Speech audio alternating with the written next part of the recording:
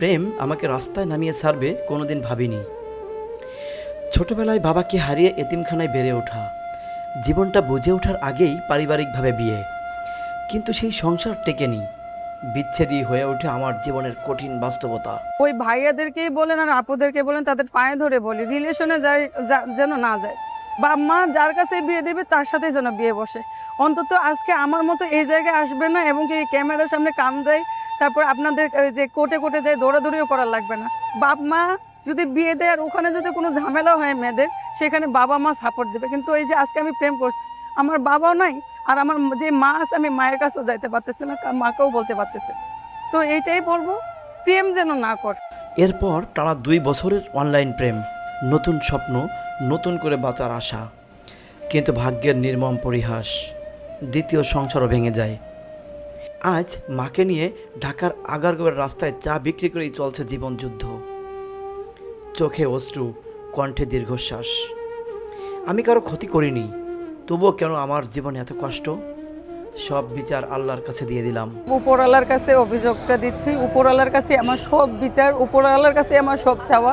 আল্লাহ এই অন্যায়কারীদেরকে, যারা আমার সাথে এরকম জুলুম করছে, আমার কষ্ট দুঃখ নিয়ে, আমার হচ্ছে ইজ্জত মান সম্মান নিয়ে এরা মিথ্যাচার করছে, অন্যায় করছে, আল্লাহ তাদের বিচার করুক। মানুষের কাছে আর বিচার নাই, সব উপরওয়ালার কাছে আমার বিচার। এ যেন জান্নাতের জীবনের এমন এক অধ্যায়, যেখানে ভালোবাসার চেয়ে সংগ্রামী হয়ে উঠেছে এক বড় সত্য। আমার মা নিজেও খাওয়াইতে পারে নাই।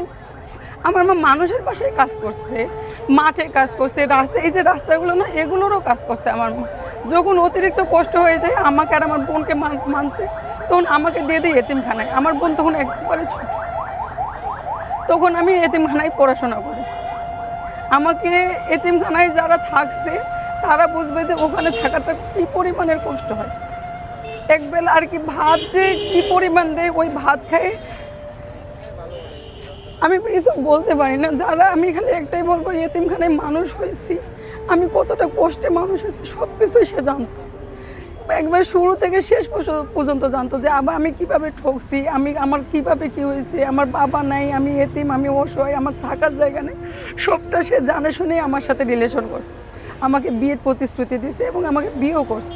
যেখানেই টাকা আছে সেখানেই আমাদের মানুষ হচ্ছে তাকেই হেল্প করে, সত্য মিথ্যা কোনো কিছুই যাচাই করে না। যে এই যে আমি যে কতটা সত্য বলতেছি, কতটা মিথ্যা বলতেছি, এটা তো যাচাই করা উচিত না। সেটা আমার 1.5 কোটি না, ওইটা হচ্ছে 15 লাখ টাকার কাবিন, 15 লাখ টাকারই হচ্ছে কাবিন আছে। এবং ওই যে কাজী আমাদের বিয়ে পড়াইছে, উনাদের ভুল হয়েছে, এটা উনাদের দোষ, এটা তো আমার ফল্ট না। সেটা কি 15 লাখ টাকারই কাবিন না 1.5 লাখ টাকার কাবিন? এটা 100% 15 লাখ। 15 লাখ।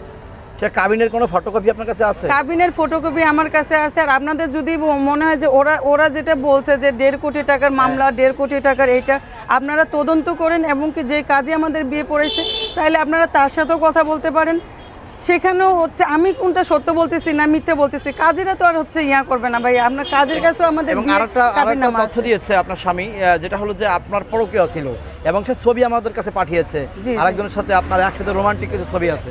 সেই ঘটনাটা আসলে কি ঘটনা, সত্য কিনা একটু বলুন। সেই কোন ছবি পাঠাইলো সেটা আমি নিজেও জানি না। আর দ্বিতীয়ত কথা, রোমান্টিকভাবে কোনো কিছু যদি করেই থাকি, আমি এই যে আমার দোকানে দাঁড়িয়ে বলতেছি, আমি আমার হাজবেন্ডের সাথে এরকম ছবি তুলছি। এটা হচ্ছে আগারগাঁও নতুন রাস্তা পরিসংখ্যান ভবনের পাশে পিএসসি। কি কি পাওয়া যায় আপনার দোকানে? আমার দোকানে লেবু চা পাওয়া যায়, মালতা চা, তারপরে দুধ চা, মালাই চা, পোড়া রুটি, দুধ ডেনিশ, চিরা ভাজা দিয়ে নারিকেল, এইসব আরও অনেক কিছু পাওয়া যায়।